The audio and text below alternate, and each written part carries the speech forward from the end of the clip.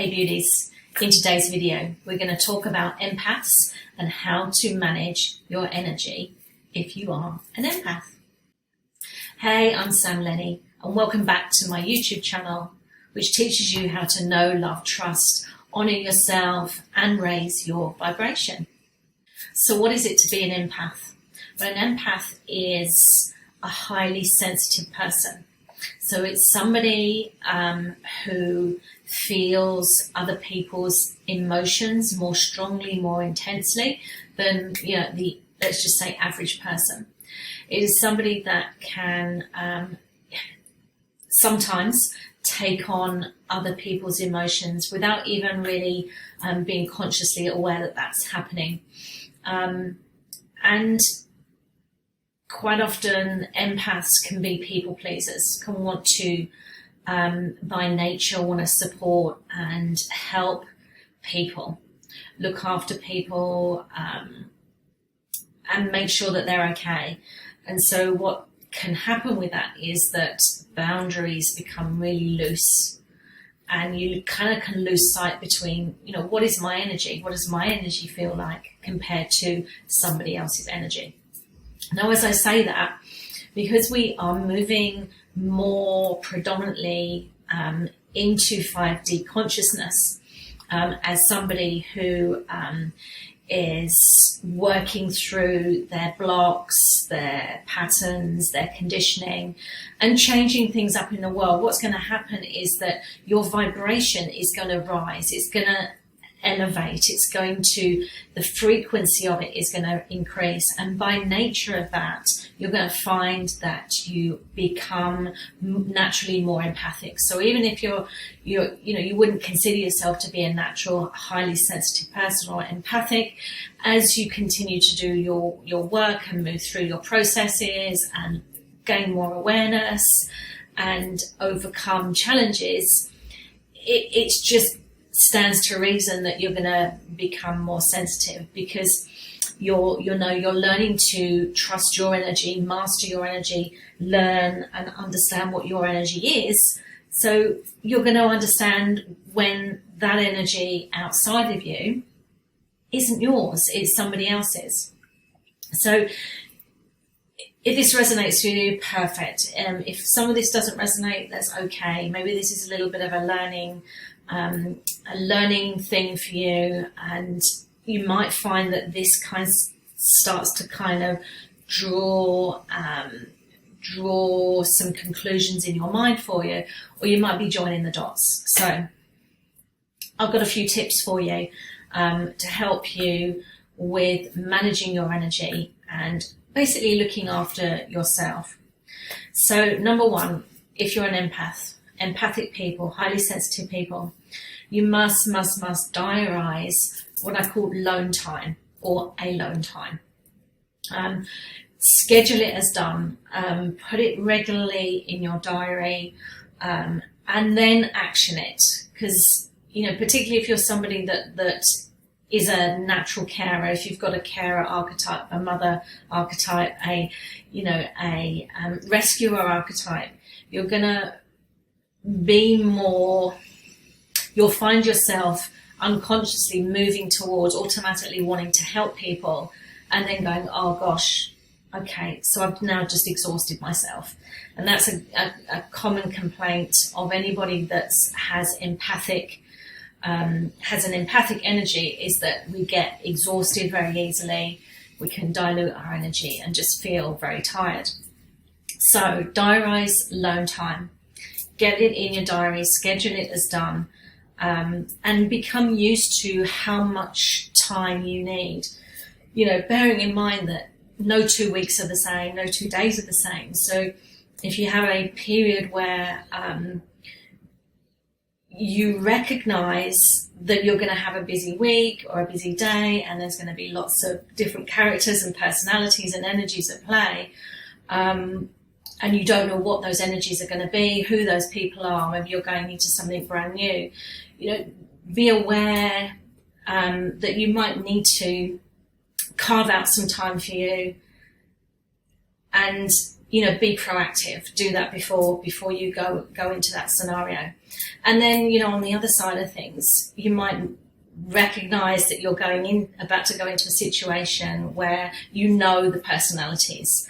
Maybe it's Aunt Fanny or or a friend that's is a big energy and can tend to take up the whole room, and you just know that you're going to need to give yourself time. So diarise that time, look at being proactive, and also, reacting, doing that due diligence afterwards and going, actually, how was that? How did I find my energy? What was going on? How was I feeling? What did I need to do to look after myself after that event? Make some notes, diarise it, jot these down. It's like having a food diary, right? Have an energy diary. And just map out and see how you feel in any scenario, any circumstance, so that you can learn from it and adapt next time. So, number 1. Number 2, discernment. Practice discernment. You don't have to say yes to everything, or indeed anything. I know myself, personal experience, I know when I need to just, say goodbye to the world for a bit, step back from social media, step back from friendships even, and give myself the space that I need to recuperate and recharge. And if that means me not doing anything for a week, then I honour that and don't do it for a week. So through awareness of the choices you make going into a situation, you can come out and go, well, actually, let's just just have a look at this. Was this a good move? Was it not a good move? What was going on? So be discerning. You don't have to say yes to anything or everything, at all. And you're going to find, as I say, as you move through this ascension journey, and you make your changes and you see shifts, you will decide that some friendships, some groups, some scenarios that you have previously signed up for just no longer fit, and you'll feel it in the body, because your energy will tell you. Any exhaustion that you find through being in any conversation, in this situation, tells you that it's time to address that and make a change. So discernment is key. Number 3, energy is moving very, very, very, very quickly. It's been moving in the last couple of years with everything that's been going on, but this year things are moving quickly. So what I mean by that in reality is you're going to notice when things are tacky, exhausting, energy sapping much more quickly than you ever used to. And with that, you may well be surprised about what new things perhaps sap your energy, or where scenarios sap your energy more quickly than you're used to. And it is just a symptom of the fact that you're working on your vibration and you're shifting your reality. So there will be some surprises, if you like, coming into play. Number 4 is around boundaries. Particularly this year, you are going to notice where you may have to tighten up your boundaries much more deliberately than you used to. The things that you found you could tolerate and consume previously are going to be like really polarizing right now. And if you've seen any of my previous broadcasts, etc., if you follow me on my newsletter or whatever, you'll notice that, and I spoke about this in the Be Light group last week, simplicity is really the theme of this year. or at least one of the themes, the more you can simplify your life, your daily rituals, and simplify towards what brings you joy, you're going to find that you automatically create boundaries around the things that do give you joy, that create joy, that spark joy, and anything that doesn't resonate with joy, you are going to, it's just by nature, because of the overwhelm and the stress and the anxiety and the exhaustion that comes from these energies, you are going to create more robust boundaries or increase the number of boundaries that you have in your life. Don't be afraid of this.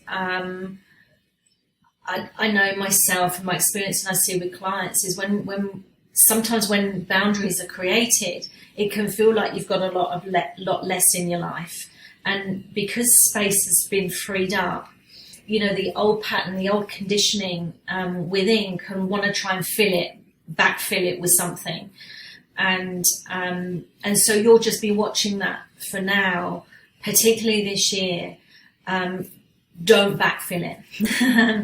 And what might perceive as it being a little bit mean and, maybe I should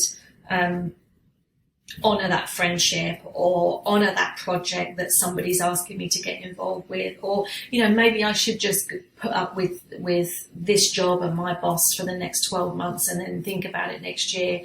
This is really going to be coming into the fore for you around boundaries. It's like, enough is enough. I cannot play this game anymore, be in this energy anymore, and I need to honour myself. So self-love, self-honour, self-awareness, and, without judgment, it's like a really rich, rewarding activity that you'll be going through when it comes to boundaries, in a way that you won't feel like you have lost anything.